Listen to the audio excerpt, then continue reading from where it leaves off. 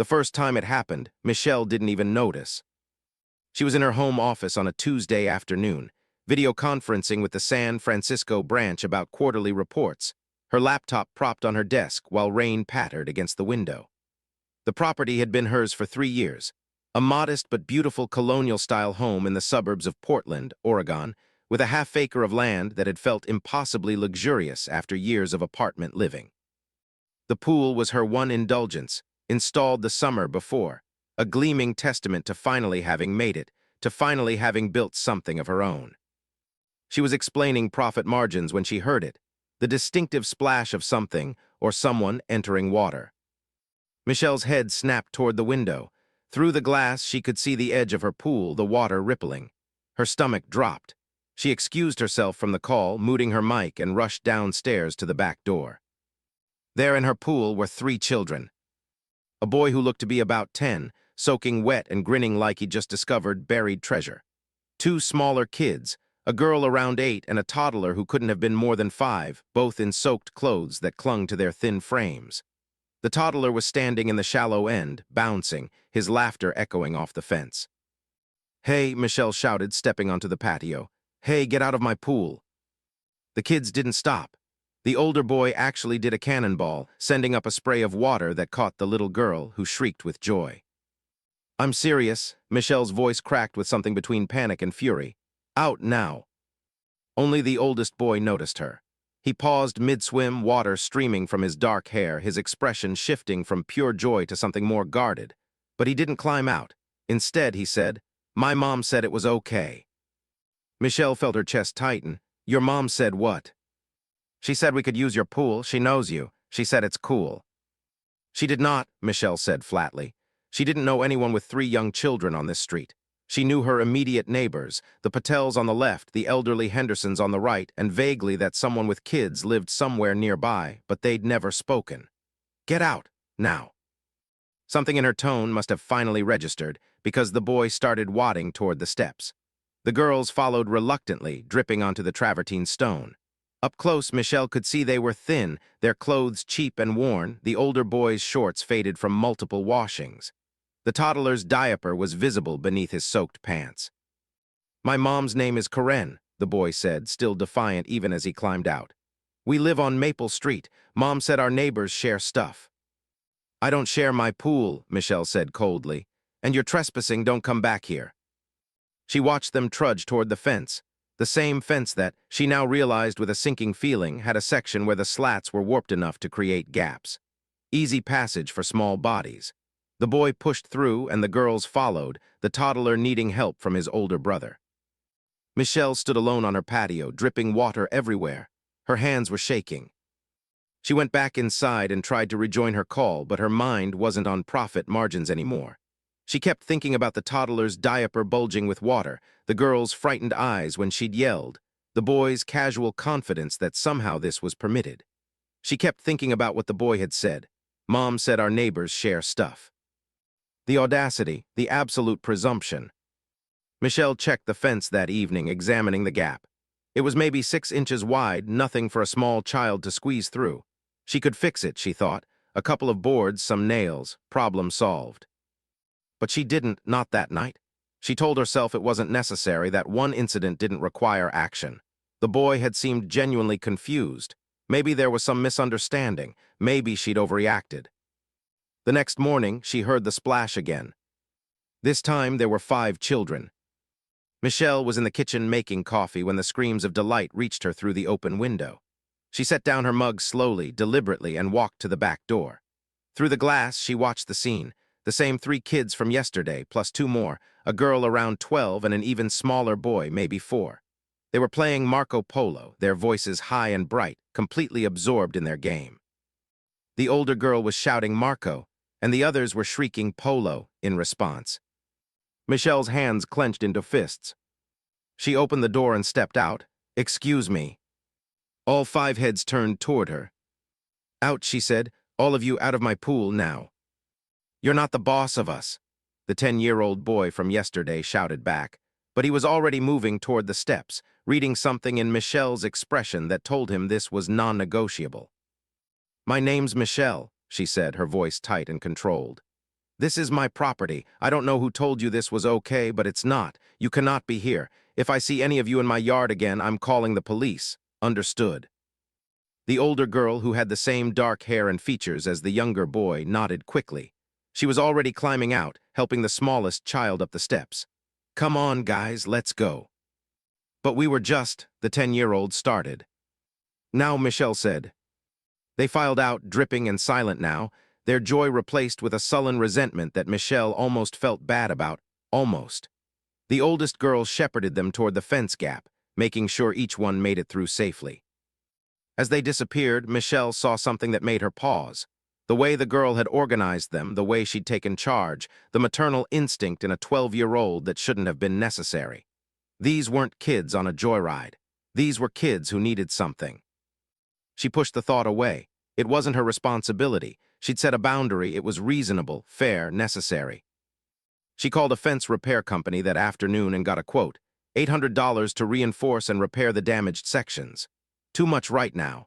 She was still paying off the pool. Instead, she bought supplies herself, wood, nails, a new lock for the gate, and spent Saturday afternoon making repairs. The gap disappeared, the lock was installed, the fence was secure. That should be the end of it, Michelle thought, stepping back to admire her work. Monday morning, there was a note pushed under her front door. Michelle found it when she went out to get the newspaper. The envelope was white, unremarkable, her first name written on it in large, looping letters in blue pen. Inside, a handwritten letter on yellow legal pad paper. Dear Michelle, I'm Karen, your neighbor. I'm sorry about the kids.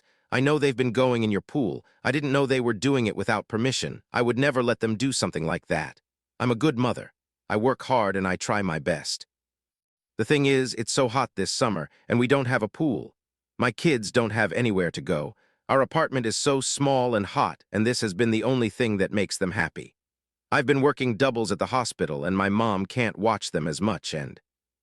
Look, I'm not making excuses. They shouldn't have gone in your pool. But is there any way we could work something out?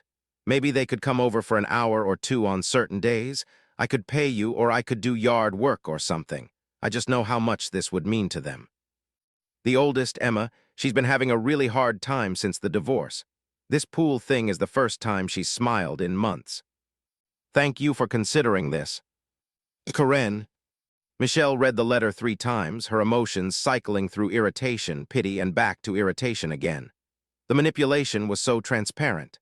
The guilt trip about the divorce, the hospital work, the mention of Emma not smiling. Of course, Karen knew this would land differently if she personalized it. And yet, there was something about the handwriting, the careful loops, the way certain words were pressed harder into the paper than others. There was something about a woman working doubles at a hospital, managing 3 or 4 kids alone. There was something about Emma, a girl Michelle had glimpsed organizing the smaller children with such care. Michelle set the letter on her kitchen counter and made a decision. That afternoon, she walked next door. The building was exactly what she'd expected. An older apartment complex, the kind built in the 1970s that had never quite recovered from its own aging. The landscaping was minimal, the parking lot cracked, the playground equipment ancient and rust-spotted.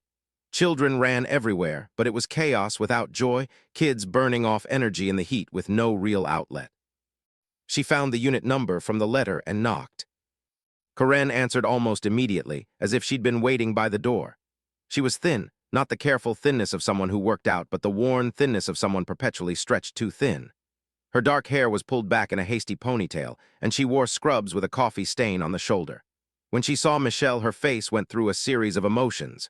Hope, shame, defiance, finally settling on a kind of desperate hopefulness. Michelle, Karen said, Hi, thanks for coming. The kids can come once a week, Michelle said without preamble.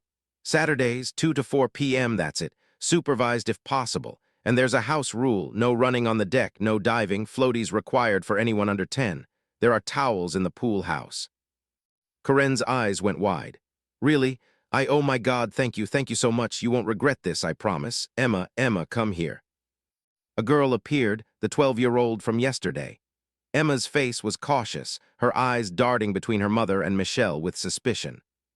This is Michelle, Karen said, her voice trembling with something that might have been genuine gratitude or might have been something else entirely. She said you can all come swimming on Saturdays for 2 hours. Emma's expression shifted to something like shock. Really? Saturdays 2 to 4, Michelle confirmed. Once a week, tell your siblings. Michelle didn't wait for the effusive thanks that was clearly coming. She walked back to her house, already slightly regretting the decision, but also feeling like she'd done something decent, something that required little of her but might mean something to a struggling family. The first Saturday, they arrived at 1:55 p.m. All 4 kids plus Karen. Emma, the 10-year-old whose name Michelle learned was Tyler, the 8-year-old named Sophie, and the toddler Marcus, who was actually 4.5. Karen stood at the fence gate, holding Marcus, watching her children slip into the pool like it was the most precious gift they'd ever received. "Thank you," Karen said to Michelle, and this time it seemed genuine. "Really, this means everything." The kids were respectful that day. They followed the rules. Emma made sure Marcus stayed in the shallow end. Tyler didn't run on the deck. Sophie was careful around the deep end. When 4 o'clock came, they got out without complaint.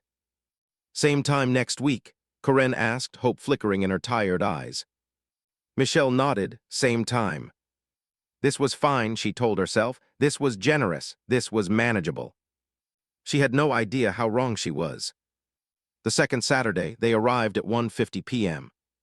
The third Saturday, they arrived at 1:45 p.m. By the fourth Saturday, they were arriving at 1 p.m., and Karen was asking if maybe they could stay until 5 instead of 4, because she had a friend coming over and it would just be a couple extra hours. "I need the arrangement we discussed," Michelle said firmly. 2 to 4, that's what we agreed on." I know," Karen said quickly. "I just thought, never mind, 2 to 4 is great, thank you." The fifth Saturday, Karen didn't show up at all. Michelle watched the kids in her pool, watching the gate, waiting. At 4 p.m. sharp, they got out. Emma asked, "Can we stay a little longer? Our mom's not here yet." "No," Michelle said. "Wait by the gate." At 4:30 p.m., Karen's car screeched into the driveway. She emerged looking disheveled, her hair loose and wild, her makeup smudged, her scrubs replaced with party clothes. She smelled like alcohol. "Oh, hey," she called out, clearly trying to seem normal and failing spectacularly. Sorry, lost track of time." Michelle said nothing. She watched as Karen gathered her children, watched as Emma rolled her eyes, watched as Tyler muttered something under his breath. There was no gratitude now, no careful politeness. There was just a woman who decided her time was more valuable than the boundaries that had been set. That night, Michelle texted Karen, "Saturdays at 2:04 still works if you're able to get here on time. Please respect the schedule." Karen's response came hours later. "Of course, my bad, see you next week." There was no next week with proper boundaries. There was just an escalation. The following Tuesday, Michelle heard the splash again.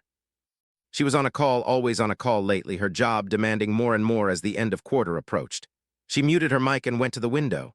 There they were, all 4 kids plus 2 neighborhood children she'd never seen before. Emma was doing laps. Tyler was playing with a beach ball. Sophie and Marcus were in the shallow end. It was 2 p.m. on a Tuesday. It was not Saturday. Michelle excused herself from the meeting and stormed outside. "What are you doing here?" she demanded. "It's Tuesday, we said Saturdays." Emma froze mid-lap. Tyler looked genuinely confused. Sophie, ever the anxious one, immediately started getting out. "Mom said it was okay for a quick swim before camp," Emma said carefully. "She just got off her shift. She said you wouldn't mind." "That's not how this works," Michelle said, her voice tight. "I'm very clear about the schedule, Saturdays 2 to 4. That was the arrangement." "I know, but," Emma started. "Out," Michelle said. "Everyone out now." The neighborhood kids scrambled out immediately, sensing the shift in energy. Emma exchanged a look with Tyler, something wordless, something that might have been resignation or might have been the beginning of resentment. As they climbed out, Tyler muttered something to Emma. Michelle heard only fragments. "Such a bitch," and he never said sorry, and who does she think she is? "What did you say?" Michelle demanded. "Nothing," Tyler said, eyes down. "I heard you." "I said, okay, miss," Tyler lied, and at 10 years old, his lying was transparent and infuriating. That night, Michelle texted Karen again. "I need to be clear. The arrangement is Saturdays 2-4 p.m. only. No exceptions, No other days. If you can't respect that, we need to end this. Corinne's response came quickly. Wow, Harsh, we were just trying to cool off. Emma loves swimming. You're going to take that away, really? Michelle didn't respond. She didn't need to. She'd set a boundary. It was on Corinne now. Thursday afternoon, there they were again. All 4 kids, plus now Corinne herself, swimming laps like she was training for the Olympics. Like Michelle's pool was some kind of public facility, like the rules that had been carefully, explicitly agreed upon were merely suggestions. Michelle called Corinne's cell number, the one from the letter. The arrangement is Saturdays, she said without preamble. 2 to 4 only, you're violating our agreement. Oh, calm down, Corinne said, actually said that like Michelle was being unreasonable. It's just swimming, what's the big deal? The big deal is you agreed to respect my boundaries, and you're not. You need to stop coming to my pool except for the agreed-upon time. You know what? Corinne's voice changed, hardened. This is so typical. Someone who has something nice won't share, won't be flexible, won't think about anyone but themselves. My kids deserve to be happy too. Michelle's hand was shaking. Your children can be happy on Saturdays from 2 to 4. That's what I'm offering. Take it or leave it. She hung up. The next Saturday, they didn't come. For 3 blessed weeks, they didn't come. Michelle began to believe it was over, that Corinne had taken the hint, that somehow the situation would just resolve itself. She started to relax again, started to swim in her pool without that knot of anxiety in her chest. Then came the Friday afternoon, when the gap in the fence reappeared. Michelle went out back and found it immediately. The boards she'd so carefully installed had been removed. Not broken, removed. Stacked neatly beside the fence like a message. The gap was wider than it had been before, easily passable for children of any size. Michelle's blood ran cold. She knocked on Corinne's door that night, and when Corinne answered, Michelle said quietly, "Put the fence back the way it was, or I'm calling the police for trespassing and vandalism." Corinne smiled. It was the most disturbing thing yet. Those boards were on the property line, she said. They were blocking a natural easement. Actually, you removing them was probably illegal. You removed them, Michelle said. No, I didn't, Corinne replied. I don't know anything about that. Maybe the wind knocked them down. You should really maintain your property better. Michelle felt something snap inside her. Something that had been bending and finally reached its limit. If I find one more child in that pool, Michelle said, her voice low and measured and absolutely certain, I'm pressing charges, and I'm changing the pool access codes. Understood? Is that a threat? Corinne asked, and there was something almost gleeful in her expression, like she'd been waiting for this, like she'd orchestrated this entire situation to get here. It's a fact. Michelle left and did 3 things. First, she bought new boards and installed them that night, closing the gap entirely. She reinforced the gate lock and added a second one. She tested the fence until she was certain no child could access the pool without climbing an impossibly tall, completely smooth vertical surface. Second, she changed her phone number and blocked Corinne on all social media. Third, she set up a security camera with a clear view of the pool and the fence line. If they came back, when they came back, she'd have proof. Michelle lay in bed that night, staring at the ceiling, feeling something she hadn't felt in years. Genuine, bone-deep anger. Not the hot anger of the moment, but the cold, settled anger of someone who'd tried to be kind and been treated with contempt. She'd tried to be nice. She'd offered a real solution. She was done with nice. By Monday, new signs had appeared on the fence. No trespassing, violatours will be prosecutd. She ordered a stronger lock, motion sensor lights, and an alarm that would alert her phone if anyone crossed the property line. She was prepared for what came next, or at least she thought she was. She wasn't. End of part 1. 3 weeks of silence, the calm before everything erupted. Part 2, the pattern of persistence. The heat came early that summer, and it came hard. By mid-July, Portland was pushing 105 degrees. The kind of heat that made the pavement soft, that sent people to emergency rooms with heat stroke, that made children irritable and desperate for relief. Michelle tried to ignore the news reports, tried to ignore her phone lighting up with messages from friends suggesting pool parties, tried to ignore the way the community Facebook page filled with people complaining about the unseasonable weather. She just wanted to enjoy her pool. Was that so much to ask? But Karen had other ideas. The first breach came on a Wednesday night. Michelle's security camera, set to alert her on her phone, buzzed at 10:47. She was already asleep but jerked awake at the notification. She grabbed her phone with her heart pounding and pulled up the footage. There in the darkness, illuminated by the pool lights and the motion sensors, was Emma. Just Emma in her pajamas wading into the shallow end. She swam for exactly 47 seconds before the camera picked up movement from the side door. Michelle had it controlled remotely, and the alarms began to wail. Emma scrambled out immediately, panicked, and disappeared into the darkness. Michelle watched the footage 3 times. Emma had looked terrified by the alarms, not defiant. She'd been gentle with the pool, respectful of the space even while violating it. It had clearly been an impulse, a desperate need to cool off, not some orchestrated assault on Michelle's property. Michelle almost didn't call the police. She almost didn't do it. But the boundary had to mean something. She dialed the non-emergency line at 11:04 p.m. The police arrived at 11:43 p.m., 2 officers in a cruiser, looking vaguely irritated about a trespassing call at midnight. Michelle showed them the footage, and they nodded along with the polite indifference of people who'd heard this exact complaint 100 times.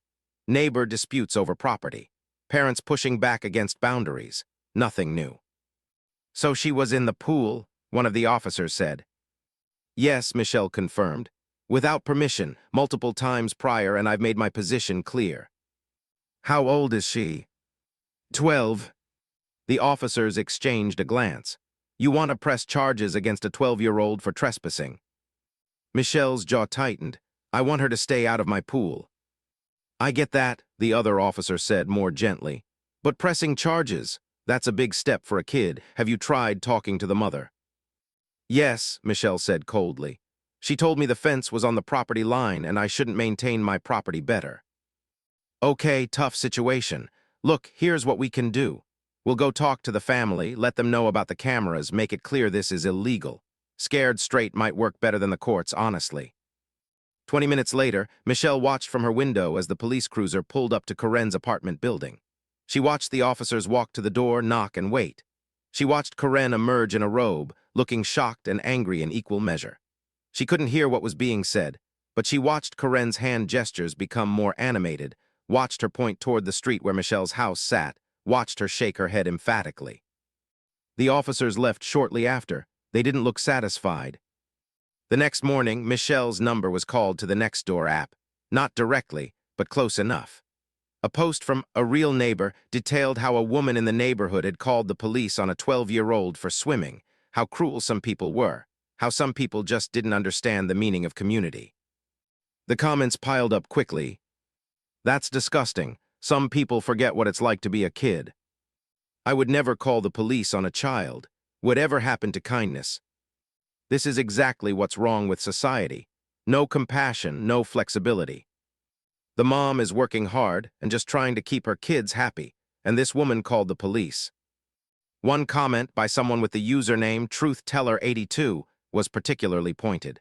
"This kind of neighbor doesn't deserve to live here." There's probably more to the story. There always is. Michelle didn't recognize the username, but she suspected it was Karen.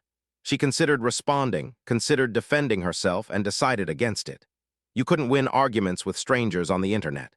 You couldn't make people understand that boundaries weren't cruelty, that no wasn't the same as hate. But it bothered her more than she wanted to admit.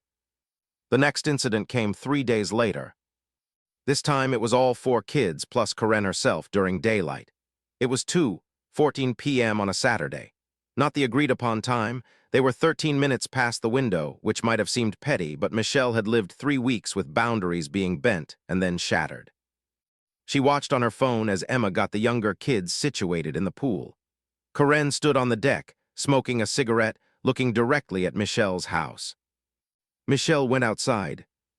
"You're 13 minutes past the agreed-upon time," she said before Karen could say anything. "Oh, come on," Karen replied, not even looking at her, just taking another drag on her cigarette. "They're already in the water. Can't you just let them have this one day?" "That's not what we agreed on," Michelle said. "The agreement was 2 to 4 on Saturdays. That's specific for a reason." "The reason being you're a control freak," Karen said, and now she did look at Michelle, her eyes sharp and challenging. You know what? Emma is depressed. She's gotten better since swimming. She smiles now. She goes to school and she actually tries, and you won't even bend 15 minutes for a child who's struggling. Michelle felt the familiar knot of guilt and anger tangling in her chest. You need to take your children out of the pool and leave. Now. No, Karen said simply. Excuse me. I said no. My children are going to swim until 4 o'clock like we agreed. And if you try to make them get out earlier, I'm calling the police and telling them you're harassing a single mother. Michelle's stomach dropped. It was such a transparent threat, so obvious in its bad faith, and yet, it was the kind of threat that worked. Because who would the police believe? A woman protecting her property or a single mother who just wanted her kids to be happy? If you're not out by 4:01, Michelle said, her voice shaking with rage, I will press charges. Karen smiled and stubbed out her cigarette on Michelle's deck. Right there, grinding it into the expensive travertine that had cost her a fortune to install, and walked back to the pool edge to supervise her children. At 4:07 p.m., they still hadn't left. At 4:12 p.m., Tyler was doing cannonballs off the diving board while Karen watched, seemingly amused by Michelle's fury. At 4:25 p.m., Michelle called the police again. The same officers came, but this time they looked resigned rather than concerned. She said you told her she could stay until 4, one officer said to Michelle. I did not, Michelle said. The arrangement was 2 to 4, 15 minutes over is trespassing. Yeah, but there's some ambiguity there, the other officer said. She says you adjusted the time, that you said 4:30 would be fine for this Saturday. I never said that. Look, ma'am, without clear harassment or threat, it's hard for us to really enforce this. Maybe you two just need to work it out, get it in writing.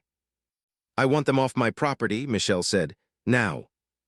The officers sighed and spoke to Karen, who gathered her children with an expression of wounded dignity, like she'd done nothing wrong, like Michelle was the unreasonable one. But Karen was taking her time. She wasn't rushing, she was making a point. As they were leaving, Tyler called out, You're so mean. Emma cries about you sometimes. Emma smacked her brother's shoulder, looking mortified, but the damage was done. And maybe that was Karen's point. Maybe this wasn't about the pool anymore. Maybe it was about making Michelle feel guilty, making her feel like the villain in a story she'd never agreed to star in. By August, things had escalated in ways Michelle hadn't anticipated. The Nextdoor app became a war zone.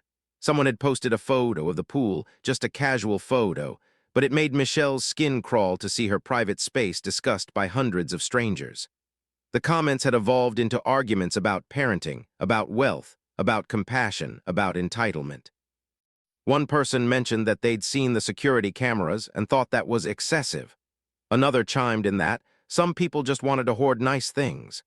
A third suggested that Michelle probably had a six-figure income and was gatekeeping from people who had less.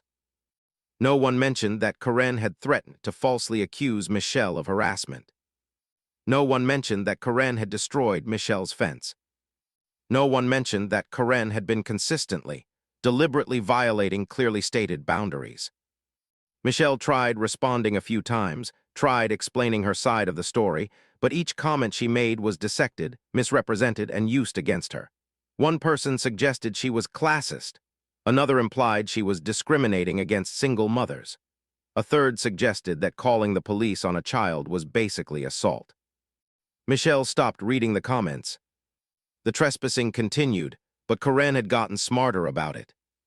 Instead of obvious incursions, instead of bringing all 4 kids, Karen started sending them individually. Emma one afternoon, Tyler the next morning, Sophie on an evening. They'd stay for just 5 or 10 minutes, then leave. Not long enough to really justify calling the police again, but long enough to make a point. We're still here. Your rules don't matter. We're still coming. Michelle's security footage became a chronicle of tiny violations that somehow felt more invasive than the overt ones had been. The intermittent nature of it meant she couldn't relax. She couldn't work on her laptop on the patio because she had to be ready to run out if someone appeared. She couldn't enjoy her pool because she was too busy watching for intruders. The pool, which had been the symbol of her success, had become a source of constant anxiety. Then came the incident with the other neighbors. Michelle was out front watering her flowers when the Patels, her neighbors on the left, came to their driveway. She'd always had a pleasant relationship with them, waves at the mailbox, small talk about the weather. This time, they seemed to be actively avoiding looking at her. "Hey," she called out, "how are you guys doing?" Mr. Patel looked like he'd been hopping to avoid the question. He exchanged a glance with his wife. "We're good, you?" "Fine," Michelle said. "Did you hear about that stuff on Nextdoor?" "Yeah," Mrs. Patel said carefully. "We saw." "None of it's true," Michelle said, and she hated how defensive she sounded. "I've just been trying to maintain my property. The family has been consistently trespassing. I've tried to be reasonable." "I'm sure you have," Mr. Patel said, but something in his tone suggested he didn't quite believe it. "Look," Mrs. Patel said, "it's none of our business, but there are a lot of people talking about it. Maybe just, I don't know, maybe consider being a little more understanding. Kids deserve to cool off." "Kids deserve a lot of things," Michelle said, her voice sharp. "But that doesn't mean I have to let them use my private pool without permission." The Patels exchanged another glance, and that glance said everything. "You're not reasonable. We're done with this conversation. We believe the internet more than we believe you." They went inside without another word. Michelle stood in her front yard, holding the hose, feeling the ground beneath her shifting. Somehow, without ever having told her side of the story, without ever having tried to understand, the neighborhood had collectively decided she was the villain. By mid-August, Michelle had stopped using the pool. It seemed stupid to have such a beautiful amenity and never actually swim in it. But every time she thought about getting in, she imagined one of the kids appearing at the fence, calling out that it wasn't fair, that she was hoarding, that rich people should share. She thought about draining it. The idea came to her on an unbearably hot Tuesday, when she'd seen Emma and Tyler both attempting to slip in during her lunch break. She'd chased them away, called them trespassers, watched them slink back through the fence opening that seemed to reappear no matter how many times she repaired it. Drain it. If there was no pool, there would be nothing to trespass on. There would be nothing to fight over. There would just be an empty hole where there used to be something she loved. Michelle looked up pool draining companies that night. The quotes came back in a range, $500 to $2,000 depending on what she did with the water, whether she wanted a partial drain or complete dehydration. It wasn't cheap. But she could do it. She could drain the pool, post the equipment for repair, tell the neighbors it was under maintenance. No one could trespass on a drained pool. No one could swim in it. No one could use it. No one. Michelle spent 3 days thinking about it. 3 days of imagining the satisfaction of that empty basin, the way it would solve everything. No more invasions, no more arguments, no more feeling like her own property was a war zone. She ran the math on her bank account. She could afford it. It wouldn't even be that difficult. On the 4th day, August 18th, a Friday, she made the appointment. The draining company said they could come Monday. Michelle almost went through with it. She really did. She spent the weekend in a state of grim satisfaction, imagining how it would feel to take back her space, to reclaim something that had become so invasive, so violated. But on Sunday evening, something happened that changed everything. Michelle was in her home office, catching up on work emails, when the smoke alarm went off. She assumed it was a false alarm. She wasn't cooking anything, there was nothing burning. But the alarm kept shrieking, so she went to check anyway. By the time she reached the hallway, she smelled it. Acrid smoke, not from inside the house, but from outside. She ran to her back window and immediately understood. Her pool house was on fire. The small structure, which housed equipment and had a tiny bathroom, was engulfed in flames. Bright orange fire climbed the wooden walls. Smoke poured into the evening air. Michelle's mind went blank for a moment, and then instinct took over. She grabbed her phone, ran outside, called 911. "My pool house is on fire," she screamed into the phone. "I don't know what happened, it's just on fire." The 911 operator asked if anyone was inside. "No, it's just a storage building, please hurry." By the time the fire department arrived, the structure was completely engulfed. Firefighters swarmed the scene, attacking the flames from all angles, creating a surreal tableau of movement and chaos on what had been a quiet Sunday evening. And standing at the edge of Michelle's property, just barely outside her fence line, was Karen. She stood there with all 4 children gathered behind her, watching the fire with an expression that Michelle couldn't quite read. When Karen saw Michelle notice her, she didn't look away. She just stood there watching. The fire was extinguished in roughly 30 minutes. The pool house was a total loss. The firefighters poked through the wreckage and found the cause almost immediately. An accelerant, they suspected gasoline and evidence of arson. "Do you know who might have done this?" one of the fire chiefs asked Michelle.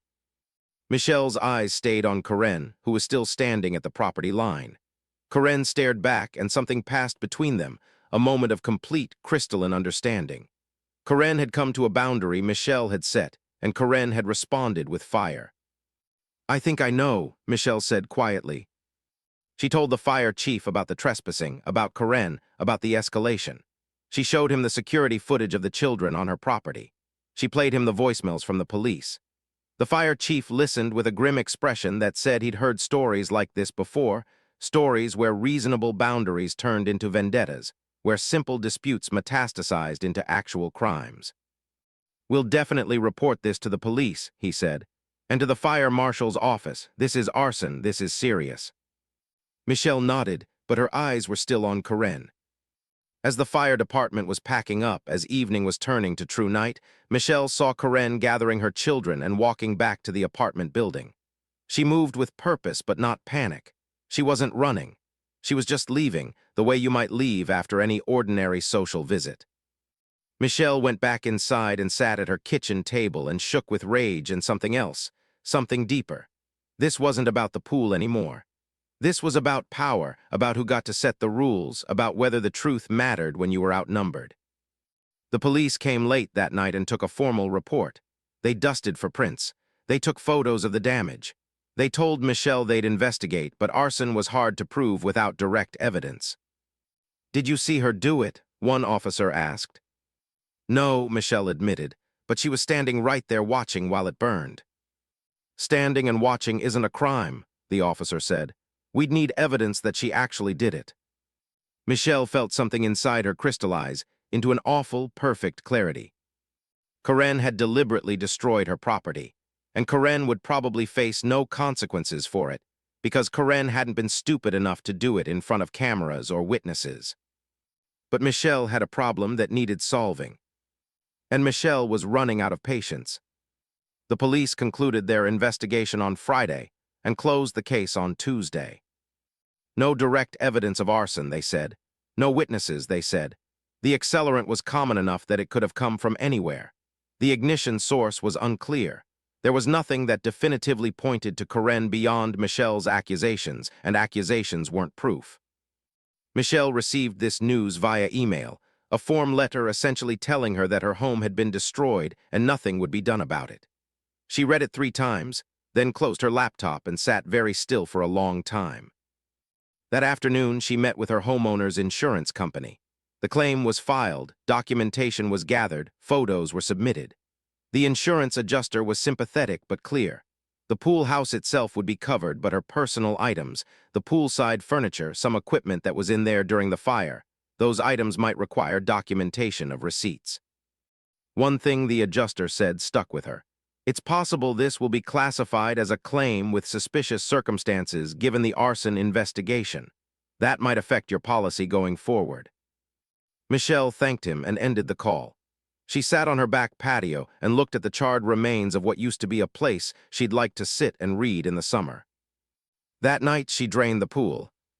She didn't call a company. She didn't want a trail of paperwork, no digital footprint, no company vehicle showing up in her driveway that would be visible to the neighborhood. Instead, she did it herself.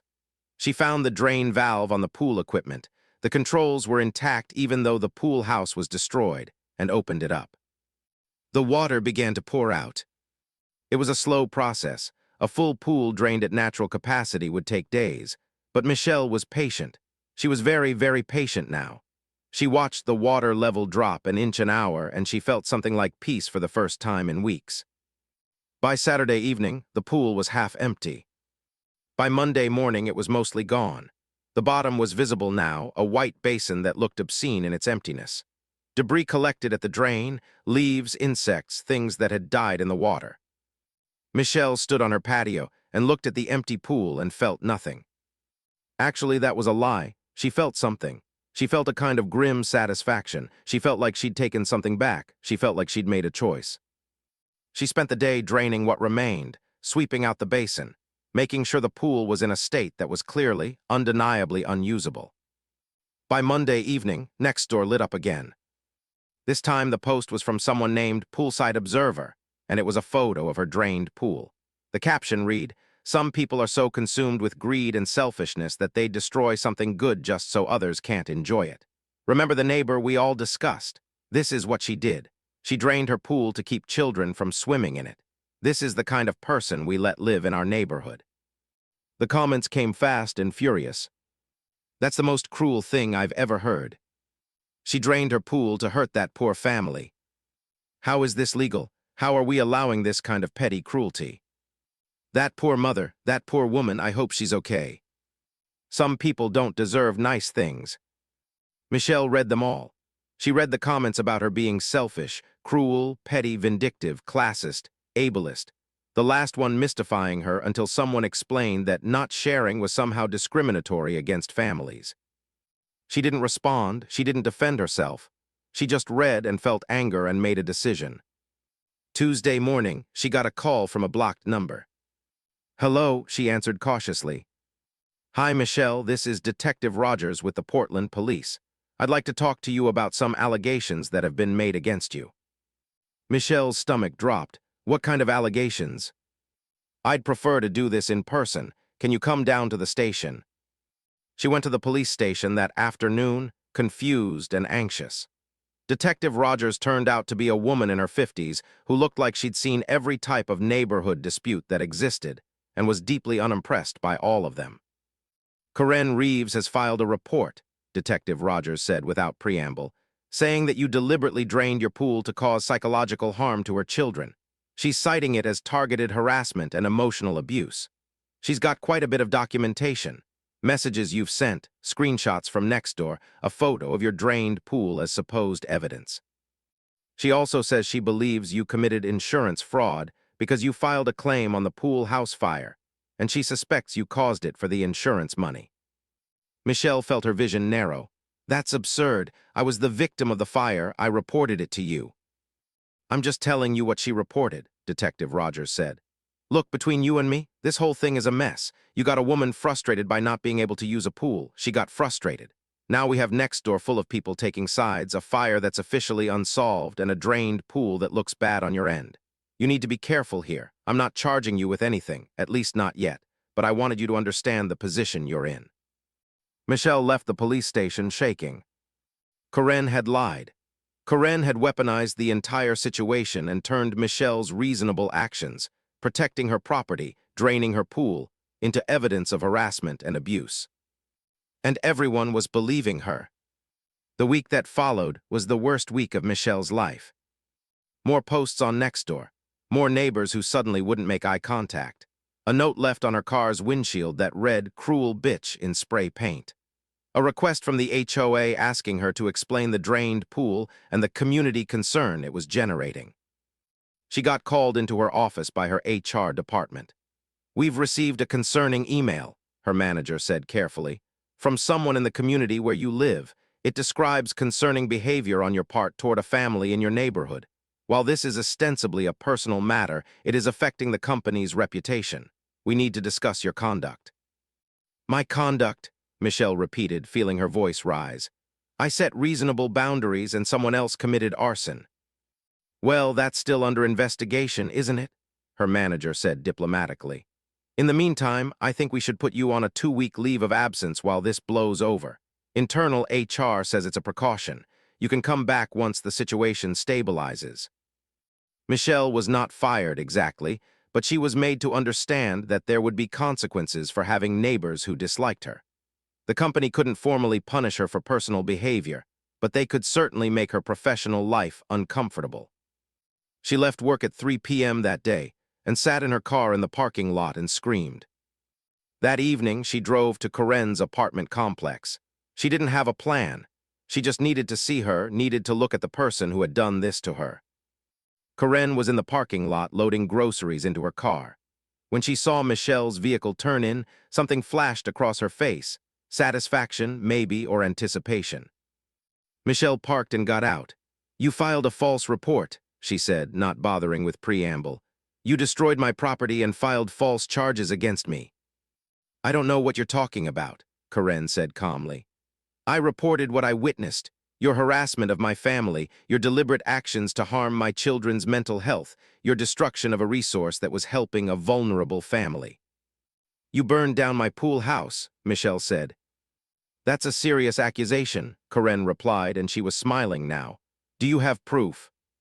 Michelle had no proof. That was the point. That was exactly the point. "You lied to the police," Michelle said. "I reported the facts as I know them," Karen said. "If you have a problem with that, you're welcome to take it up through the legal system." Michelle stared at her, and she understood something fundamental. Karen had already won. Karen had understood the rules of modern warfare: make the accusation, control the narrative, let social media do the heavy lifting. The actual truth was irrelevant now. "I'm going to sue you," Michelle said, "for the damages, for the harassment, for the false report." Karen actually laughed. "With what money? Aren't you on leave from work? And my lawyer would just argue that I was concerned about a vulnerable family being targeted. Who do you think would win that case? The rich woman with the empty pool or the struggling single mother fighting for her kids?" She knew, Karen completely knew how this would turn out. And she was right. She was absolutely right. The legal system would side with the person with the sympathetic story, and Karen had all the sympathetic story she needed. Michelle got back in her car and drove home. She sat in her driveway for an hour, watching her empty pool, understanding that she had been outmaneuvered completely. She had followed rules and boundaries, and the rules and boundaries had not protected her. She had called the police, and the police had been unable to help her. She had filed reports, and the reports had been filed against her. She had tried to be reasonable, and reasonableness had been weaponized. There was one thing left. Michelle had spent the last 3 weeks documenting everything. She had printouts of all Karen's messages, all the trespassing incidents from the security footage, timestamps, and photographs. She had the police reports she'd filed. She had the fire investigation paperwork. She had evidence. Not evidence that would stand up in a court of law, not yet. But evidence that existed, that was real, that documented exactly what had happened and in what sequence. On Wednesday night, Michelle made an appointment with a lawyer named David Chen, who specialized in neighbor disputes and property law. She brought him all her documentation. She told him the entire story from the beginning. David listened patiently, making notes, asking occasional clarifying questions. When she finished, he sat back in his chair and said, "This is a nightmare, but it's a documenting nightmare which is better than an undocumented one. Here's what I think happened. You were kind to someone, that kindness was interpreted as weakness, and that person decided to exploit it." "Can I sue?" Michelle asked. "You can always sue," David said. "The question is whether you'd win and whether it's worth the time and money. Trespassing is your strongest case. The arson is harder without definitive proof. The emotional distress angle is weak in Oregon courts. But the actual property damage, the fence work she destroyed, the pool house fire, that's actionable if we can build the case." "How long would it take?"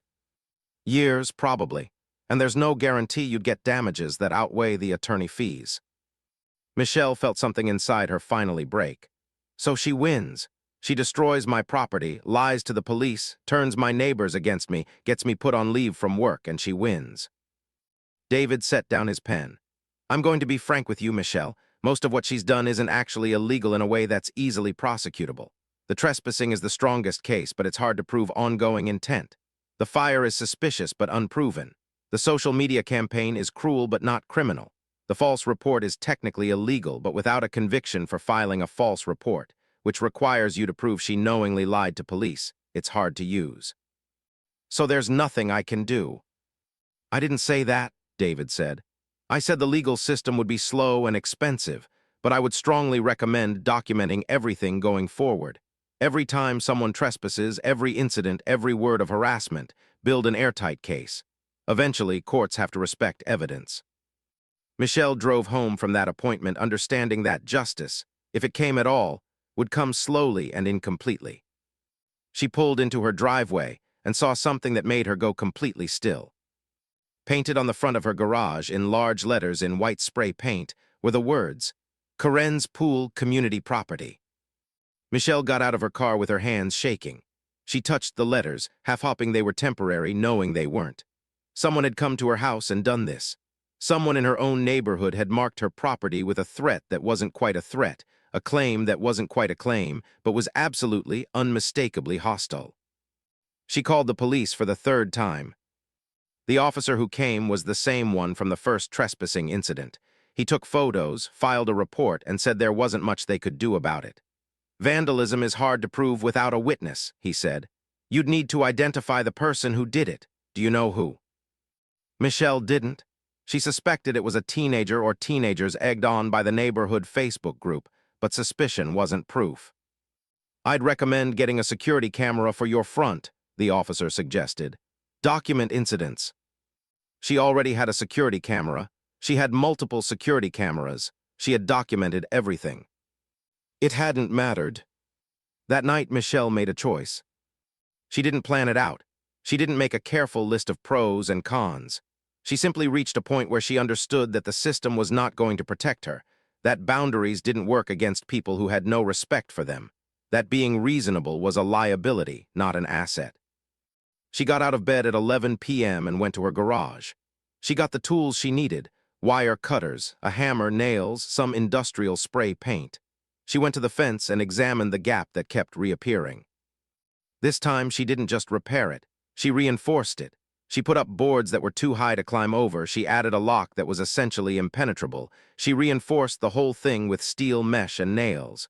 She didn't mark it as no trespassing again. That hadn't worked. Instead, she spray-painted a message across the reinforced fence. Private property. VIOLATORS will be PROSECUTED to the full extent of the law. The words were almost a prayer. A desperate wish that if she just said it forcefully enough, made it visible enough, documented it clearly enough, then people would respect it. It didn't work. By Friday, someone had spray-painted over her message. The new message read, Karen loves swimming. Michelle photographed it and filed another report. The officer didn't even come this time. They just filed it over the phone. That evening, as she was photographing the vandalism, Emma appeared at the fence. Just Emma alone at dusk. She looked pale and tired, younger than she had before. She looked like a child, not the de facto parent figure Michelle had come to resent. "Can I talk to you?" Emma asked. Michelle's first instinct was to say no. Her second instinct was to be careful. Her third instinct was to listen. "What do you want?" Michelle asked. "My mom didn't do it," Emma said. "The pool house fire. I know everyone thinks she did, and you think she did, but she didn't." "How do you know?" Michelle asked. "Because I know her," Emma said. "She's not a good person all the time. She's selfish sometimes, and she makes bad choices. But she wouldn't burn down someone's property. She's not like that." Michelle studied this girl through the reinforced fence. She saw exhaustion, stress, the weight of having to manage 4 children and a mother simultaneously. She saw something that looked like genuine distress. "Then who did?" Michelle asked. "I don't know," Emma said. "But I think maybe you blamed her because she was already someone you blamed. And then she started acting like the bad guy because you already thought she was one. It got worse from there." "She trespassed on my property repeatedly," Michelle said. "Yeah," Emma said, "and that was wrong, but so is all of this." She gestured at the reinforced fence at the empty pool visible behind Michelle. "You had something nice and you decided it was worth destroying rather than sharing." "I offered to share," Michelle said. "Saturdays 2 to 4. "I know," Emma said, "and we didn't respect that. We pushed and you pushed back and now we're here." She paused. "I think maybe this is just a bad situation that got worse." Michelle didn't know what to say to that. "I came over here to apologize," Emma said. "For trespassing, for not respecting your boundaries, for all of it. I'm sorry. My siblings are sorry. I think maybe my mom is sorry too, but she's too angry to say it." Emma turned to leave. "Wait," Michelle said. "If your mom didn't burn down the pool house, who did?" Emma hesitated at the gap in the fence. "I think maybe you should talk to Tyler about that, but I also think maybe you should think about whether it really matters at this point." She disappeared into the darkness, and Michelle stood alone at her fence, holding a documentation of vandalism in her hands, understanding that she had no idea what was true anymore. She sat in her living room with all the lights off except for the television, which she wasn't watching. She kept replaying Emma's words. "I think maybe you should talk to Tyler about that." At 2 a.m., Michelle's phone rang. Unknown number. She almost didn't answer, but something made her pick up. "Hello," she said cautiously. "Michelle," a man's voice unfamiliar. "This is Michael Chen, Corinne's ex-husband. I got your contact information from a shared document she left on the family cloud account. I know that's not appropriate, but I need to talk to you." "It's 2 in the morning," Michelle said. "I know it's a bad time," Michael said. "But I think you need to hear something, and I didn't know who else to tell. Can I come by your house? It's important." Michelle should have said no. Every rational instinct told her this was a mistake, that she didn't know this person, that nothing good happened when you opened your door to strangers at 2 in the morning. But she had stopped trusting her rational instincts around this situation a long time ago. "I'll be outside," she said. Michael arrived 20 minutes later in a nondescript gray sedan.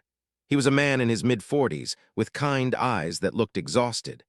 He got out of the car and walked to where Michelle stood in her front yard, wrapped in a sweater against the cool night. "I know this is weird," Michael said, "and I know Corinne has probably said things about me. She does that, She has a pattern of reframing situations to be the victim." "What do you want?" Michelle asked. "I want to tell you about the pool house fire," Michael said, "because I know what happened and I need someone else to know the truth." Michelle's breath caught. "You know who did it." "It was Tyler," Michael said simply. "My son set the fire." The words didn't make sense at first. Michelle's mind couldn't quite process them. "What?" she said. "Tyler," Michael repeated. "He's 10 years old and he's been having some behavioral problems. Nothing major, he acts out, he gets angry, he doesn't think things through. But he's not a bad kid, he's just a kid." "How do you know he set the fire?" Michelle demanded. "Because he told me," Michael said. "I have partial custody and he stayed with me for a weekend after the fire. He was acting weird, guilty, and scared. I pressed him on it and he finally broke down and told me. He said he wanted to get revenge on you for making his mom sad. He said he found gasoline in the garage next to the building. Someone had been doing construction, and he thought if he burned the pool house down, you would learn a lesson about being mean." Michelle felt the ground tilt beneath her. "He's 10, Michael continued. He doesn't understand consequences. He doesn't understand that his actions have real impact. He thought it was like a video game consequence. Things go wrong, but then you reset. He didn't actually understand that he could hurt someone, that it was real." "Why are you telling me this?" Michelle asked. "Because I think this entire situation has spiraled completely out of control," Michael said. "Because my son committed a crime and his mother is letting him get away with it. Because you're a victim of his action, but everyone is treating you like the villain.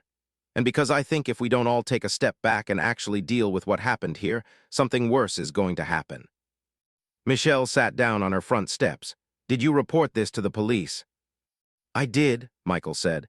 "But they said they couldn't do anything without more evidence or a confession from Tyler. And Corinne absolutely will not encourage Tyler to confess. She's convinced that admitting he did it would destroy him somehow. But what's actually destroying him is knowing he got away with it, knowing his actions had no consequences." "This is insane," Michelle said. "It is," Michael agreed. "And I'm sorry. I'm sorry my family did this to you. I'm sorry my ex-wife has handled everything so badly.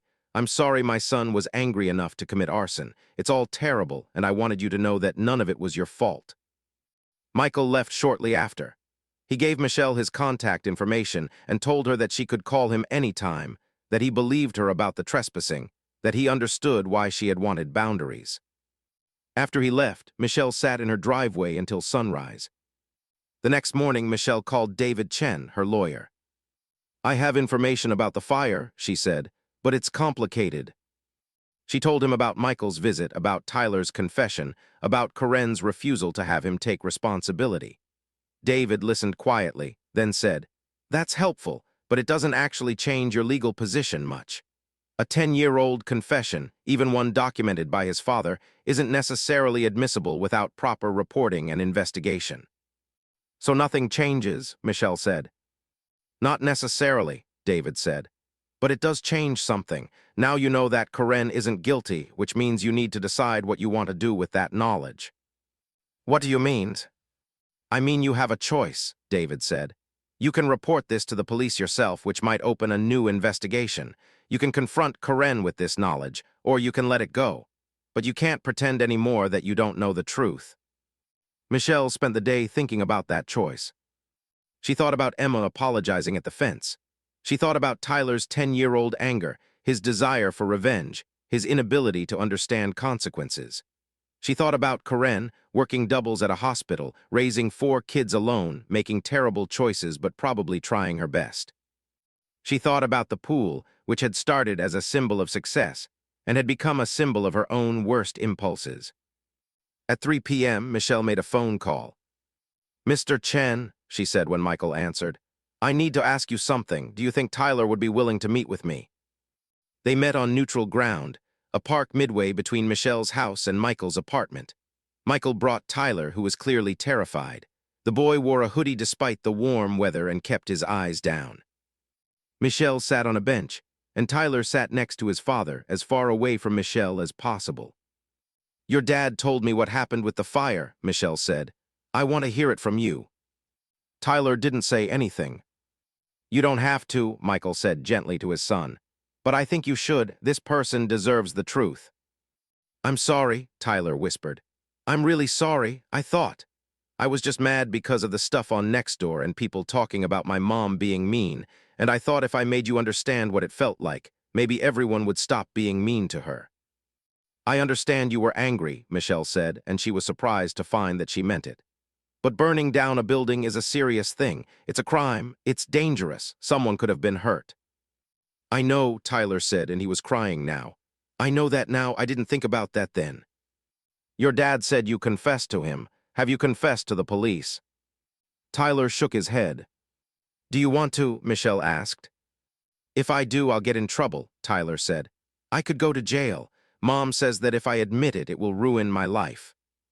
Michelle understood in that moment what Karen had been doing. Karen had been protecting her son the only way she knew how, by lying, by misdirection, by trying to bury the truth so deeply that it could never surface. It was terrible, but it was also human. It was a mother who loved her child so much that she couldn't face the reality of what he'd done. "You need to tell the truth," Michelle said. "Not because I want you to get in trouble, but because you can't move past this unless you do. Your dad can help you, we can help you, but you have to tell the truth." Tyler looked at his father, who nodded. "Okay," Tyler said quietly, "I'll tell the police." The confession process took longer than Michelle expected. Tyler, with his father and a lawyer present, gave a formal statement to the police. The investigation was reopened. The charges shifted from arson, victim unknown, to arson, suspect apprehended. Because Tyler was a juvenile, the proceedings were handled differently. There would be no trial, no criminal record, but there would be juvenile court proceedings, rehabilitation programs, community service. Karen was notified officially that her son had confessed. Michelle expected retaliation. She expected anger, accusations, more vandalism. Instead, Karen disappeared from the narrative entirely. She stopped posting on Nextdoor. She stopped trying to access the property. It was as if once her lie had been exposed, she had simply lost interest in the conflict. The neighborhood narrative shifted with the revelation. The posts on Nextdoor that had been so vitriol-filled suddenly became more measured. People had been wrong, they conceded. The situation had been more complicated than it seemed. Some people even posted apologies to Michelle. Michelle found that she didn't particularly care about their apologies. 3 weeks after Tyler's confession, Michelle received a letter in the mail. It had no return address, and it was in familiar handwriting. "Michelle, I want to apologize. I was so focused on my kids being happy that I didn't think about your life, your property, your right to have boundaries. I told myself that you were being unreasonable, that you had enough that you could share more. But that was my justification for my own behavior, and it wasn't fair to you. I talked to Emma after everything came out about Tyler. She helped me understand how much damage I did by refusing to respect what you were asking for. She's wise for 12.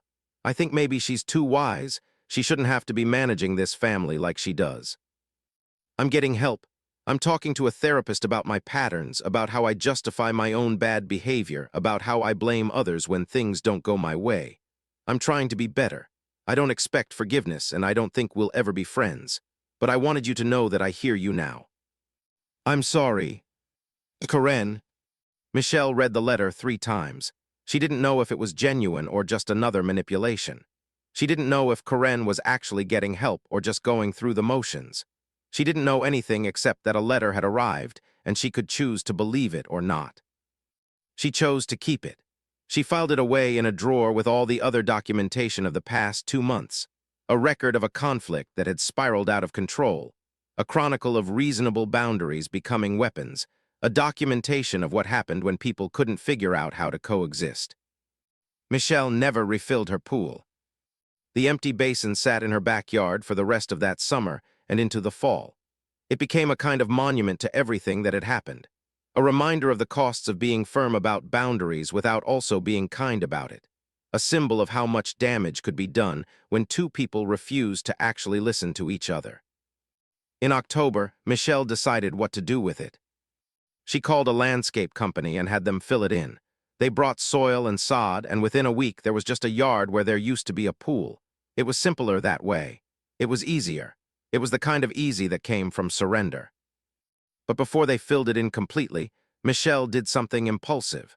She placed her hand on the bottom of the empty basin and stood there for a long time, thinking about all the things it could have been, all the ways she could have handled this situation differently. She thought about a moment where she could have simply offered more from the beginning. She thought about a moment where she could have asked Karen about her situation instead of assuming manipulation. She thought about a moment where kindness could have prevented everything that came after.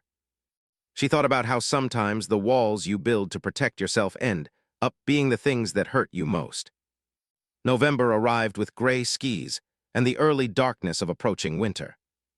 Michelle had returned to work after her leave of absence ended. Her manager welcomed her back with an awkward smile and didn't mention anything about the neighborhood situation. It was as if it had never happened, or more accurately, as if it had happened and everyone had collectively agreed to pretend it hadn't, which was somehow worse. She threw herself into work, taking on extra projects, staying late, rebuilding the professional reputation that had been slightly tarnished by association with neighborhood drama. Her colleagues seemed relieved that she was back to normal. The scandal had faded. There were new things to worry about. Michelle tried to feel relief, but mostly she felt hollow. The drained pool had been filled with landscaping, and now her backyard was just grass and an old oak tree and a patio where she used to sit and enjoy something she'd worked hard to afford. It was peaceful in a way. Quiet. No one trespassed on grass. No one argued about whether a lawn should be shared. She ran into Mrs. Patel at the grocery store in mid-November. "Michelle," Mrs. Patel said, and she looked genuinely happy to see her. "I'm so glad I ran into you. I wanted to apologize. I feel terrible about how we handled things during all that craziness. We should have listened to you instead of just believing what people were saying online." "It's fine," Michelle said, meaning it in the sense that she didn't have the energy to stay angry. "It's not fine," Mrs. Patel said. "We were neighbors, and we treated you badly because it was easier than actually thinking about a complicated situation. I'm sorry." Michelle accepted the apology because she was supposed to, but she felt like they were both actors in a play that had already ended, just going through the motions of conclusion. The neighborhood discourse had largely moved on. Tyler's juvenile court case was handled quietly, sealed records protecting the identities of a minor. He ended up doing community service and attending counseling. Karen stopped making appearances in the neighborhood Facebook group. Emma took a different route to and from school to avoid passing Michelle's house. The situation had calcified into the past. But Michelle couldn't let it go. She found herself checking the Nextdoor app obsessively, looking for any remaining posts about her, about the situation, about what had happened. She read and reread the comments, paying particular attention to the ones from people she didn't know, trying to understand what narrative they had constructed about her. In many of the comments that had been deleted or edited, people had called her selfish, greedy, cruel, lacking in compassion. Some had explicitly said she didn't deserve nice things, that people like her were what was wrong with society. A few had suggested darker things, that she probably had done worse things that the internet didn't know about, that her explanation of events was obviously self-serving, that she was the kind of person who used money and resources as weapons against poor people. Michelle knew intellectually that these were strangers who knew nothing about her. She knew that internet discourse was often detached from reality. She knew that she didn't actually owe anyone an explanation or a justification for her life choices. But the words stuck with her anyway. She started having intrusive thoughts about the choices she'd made. What if she had just let them swim? What if she had been more generous from the beginning? What if she had actually taken the time to understand Corinne's situation before setting boundaries? She knew these thoughts were illogical. She knew that Corinne's actions, the trespassing, the fence destruction, the arson by proxy, were not justifiable regardless of Michelle's response. She knew that she hadn't deserved any of this. But knowing and believing were different things. In early December, Michelle did something she hadn't done since the conflict started. She went to the apartment complex where Corinne and her children lived. She told herself she wasn't going to confront anyone. She told herself she was just driving by. But when she pulled into the parking lot and saw the building, she got out of her car and walked to Corinne's door anyway. She knocked. Emma answered. When she saw Michelle, her eyes went wide. "Is your mom home?" Michelle asked. "She's at work," Emma said. "She has the night shift." "Can I ask you something?" Michelle said. "Do you think any of this was my fault?" Emma was quiet for a long moment. "I think you were reasonable about the pool," she said carefully. "I think my mom pushed when she shouldn't have. I think Tyler did something terrible because he's 10 and doesn't understand the world yet. I think you did something that was legally your right but probably wasn't kind. I think everyone made mistakes." "If I had been kinder at the beginning," Michelle started. "You wouldn't have been responsible for my mom's reaction," Emma finished. "That's on her. You weren't mean, you were just firm. And my mom interpreted firmness as cruelty because that's what she does with people. She looks for reasons to feel victimized." "How did you get so wise?" Michelle asked. "I had to be," Emma said simply. "I'm 12, and I have 3 younger siblings and a parent who needs emotional management. You learn to read people fast when your survival depends on it." Emma said it without self-pity, just as a statement of fact. Michelle recognized in her that thing she'd noticed before, the too much responsibility, the premature adulthood, the careful management of chaos. "I'm sorry your mom had to deal with me being a difficult neighbor," Emma said, and it was such a perfectly balanced statement. Not apologizing for Michelle's perspective, not refusing to acknowledge that things had gone wrong, just acknowledging that it had been complicated and hard. "I'm sorry I didn't think more carefully about the situation," Michelle said. "I was firm when I should have been more thoughtful." "And my mom was manipulative when she should have been honest," Emma said. "So I guess we both are." Emma's younger siblings appeared behind her in the doorway. Sophie looking shy, Marcus toddling, Tyler finally appearing, hanging back in the shadows. "I owe you an apology," Tyler said quietly. "For the fire, for the vandalism, for all of it." "You already confessed," Michelle said. "That's enough." "It doesn't feel like it," Tyler said. "I did something really bad, and it seemed like the only consequence was that people got mad at each other. I felt like I got away with it." "You didn't get away with it," Michelle said. "You're doing community service. You're in therapy. You're dealing with the consequences of your actions. That matters." Tyler looked down. "I still think it's not enough," he said. "I think I should have to do something for you to actually make it right." Michelle thought about this. "How much is the community service?" 40 hours, Tyler said. "Why?" "When you're done," Michelle said, "come find me. You can help me rebuild my fence, the part that keeps getting damaged. We'll do it together, and it will be your way of making it right. Okay." Tyler nodded, and something that looked like relief washed across his face. Michelle didn't see Corinne until 3 weeks later. It was Christmas Eve, and Michelle was picking up last-minute items at the grocery store. She was in the produce section, selecting apples, when she heard a voice behind her. "Michelle." She turned to see Corinne, looking small and tired in the fluorescent lighting. Her name tag said she'd worked the entire shift. It was 11 p.m., which meant she'd been there for hours. "Corinne," Michelle said, neutral. "I got the letter about Tyler helping with the fence," Corinne said. "That was kind. I don't know why you did that after everything." "Because he's a kid," Michelle said. "And because I think maybe I needed to see that this whole thing could actually resolve in a way that wasn't about winning or losing." Corinne nodded slowly. "I've been thinking a lot," she said, "about what happened, about how I handled it, about all the ways I made things worse. I told myself at the time that I was protecting my family, but really I was just being a coward.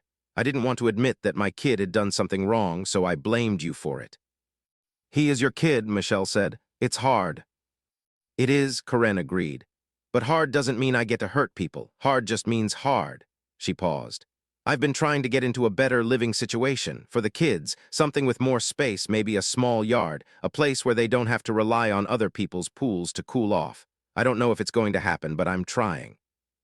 I hope it works out, Michelle said, and she meant it. I hope you rebuild something nice in your yard, Corinne said. Something that makes you happy. You deserve that. Corinne walked away before Michelle could respond, back to whatever section of the store needed her attention, back to her night shift, back to her life that was so much harder than Michelle had initially allowed herself to see. By the end of January, Tyler had completed his community service and his first rounds of therapy. On a Saturday morning, he showed up at Michelle's house with his father, carrying tools. They spent the day repairing and reinforcing the fence. Michael and Michelle worked on the structure while Tyler helped, learning how to use the tools properly, how to measure, how to nail and screw and build something that would actually last. It was meditative work, the kind that didn't require much talking. They broke for lunch around noon, and Michael made sandwiches while Michelle and Tyler sat in the sunshine. Thank you for doing this, Tyler said. It makes me feel like things can actually be fixed. Some things can be, Michelle said. Some things take time, some things need effort and intention, but yeah, some things can be fixed. By late afternoon, the fence was reinforced, solid, and beautiful in its new integrity. There were no gaps. There was no possibility of children sneaking through. But there was also something else. There was care in how it had been built, respect in how it had been done, something that acknowledged the history of what it was protecting against. It's really solid now, Tyler said, surveying the work with pride. It is, Michelle agreed.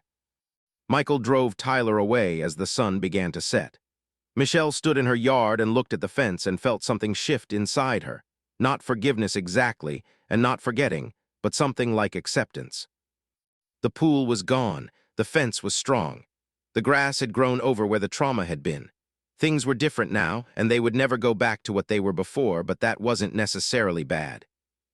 Michelle stood in her driveway on a warm June afternoon, looking at the young trees that were being delivered. She decided to create a small shade garden in the space where the pool used to be. Nothing too fancy, some native plants, a bench, maybe a small rain garden that would help with drainage. Something beautiful that didn't require constant defense, something that could be enjoyed without anxiety. The landscaper helped her position the trees, and they started the work of planting them properly, of establishing them so they would grow strong and healthy over years. A few streets over, Corinne had moved into a small house with a modest yard. Michelle had seen it on the neighborhood app. Corinne had posted a photo of her kids in their new yard, looking genuinely happy. Michelle had liked the post, not out of obligation, but because it felt true. Tyler had started a peer mentoring program at his school, helping other kids who had behavioral issues. He'd called Michelle twice to talk about it, not apologizing, but sharing, the way people do when they're proud of something they've built from their mistakes. Emma had done well in school and was being considered for an advanced middle school program. She'd messaged Michelle once, a simple, "Thank you for being patient with all of us." And Michelle had responded with something equally simple and equally true. The fence remained strong and well-maintained, marking a clear boundary between Michelle's property and the neighborhood. But it was no longer a wall of anger. It was just a fence doing what fences do, marking the edges of things, defining what was whose, protecting without harming. Michelle sat on her new bench as the landscaper finished planting, and she watched the sky change as afternoon turned toward evening. She thought about how things could have gone, the infinite number of moments where different choices could have created different outcomes. How if she'd been kinder, if Corinne had been more honest, if Tyler had found a different outlet for his anger, if any number of things had been even slightly different. But they weren't. This was what had happened. This was the world she actually lived in, not the world she might have lived in if she'd made different choices. And in this world, after everything, after the worst of it, there was still growth. There were still trees being planted. There was still, somehow, the possibility of things being better. Michelle thought about the pool and understood finally that she had never actually needed it. She hadn't needed something external to make her yard valuable. She had just needed to build something that worked with the world around her instead of trying to keep the world at a distance. As the sun set and the landscaper packed up his tools, as the new garden took its first breath in its new location, Michelle realized that the real work of all of this had never been about the pool at all. It had been about learning that boundaries and kindness aren't opposites, that firmness doesn't require cruelty, that saying no doesn't mean you don't care, and that sometimes the most important victories are the ones where everyone gets something. Not everything they wanted, but something true. The gate to the fence clicked shut as the landscaper left. The yard was quiet, the trees were planted, the bench was in place. Michelle sat there as darkness fell, and for the first time in a year she felt at peace.